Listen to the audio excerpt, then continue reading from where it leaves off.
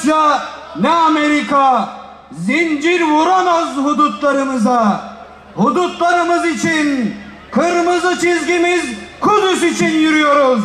Tekbir! Tekbir! Tekbir! Billahi mineşşeytanirracim. Bismillahirrahmanirrahim.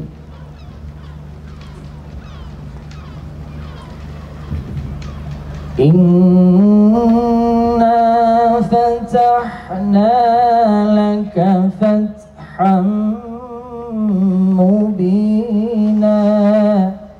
Mavi Marmara ve Özgürlük filomuzun bir hedefi vardı.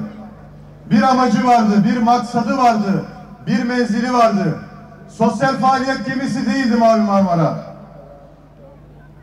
21. yüzyılda, 2023 yılında halen üzerinden 13 yıl geçti.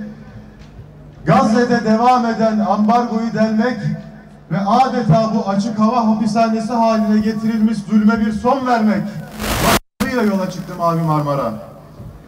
Bu iftidai uygulama halen devam etmekte.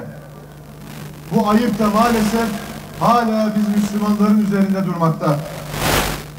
Bugün Rusya ile Ukrayna birbirleriyle savaştıkları için batılı devletler Rusya'ya bir futbol müsabakasına dahi kabul etmez. Onlarca yıldır Gazze'de devam eden bu zulme maalesef bigane kalmaktadırlar. İsrail hala belli periyotlarda sivil yerleşimlerine bombalamalarını sürdürmekte.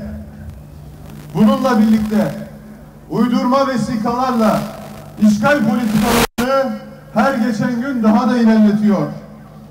Oradaki kardeşlerimiz bunlara direniyorlar. Ancak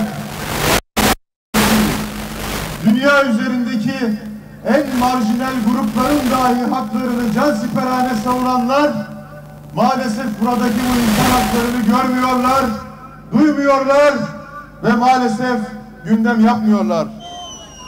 Şehitlerin yolunu sürdüreceğiz.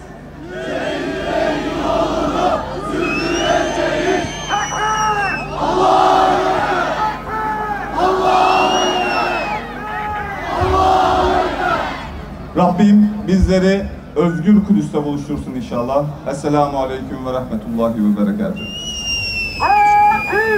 Bakın 20 küsür korkak, alçak rejimin askerleri bir mümine olan korkusunu göstermişti bize.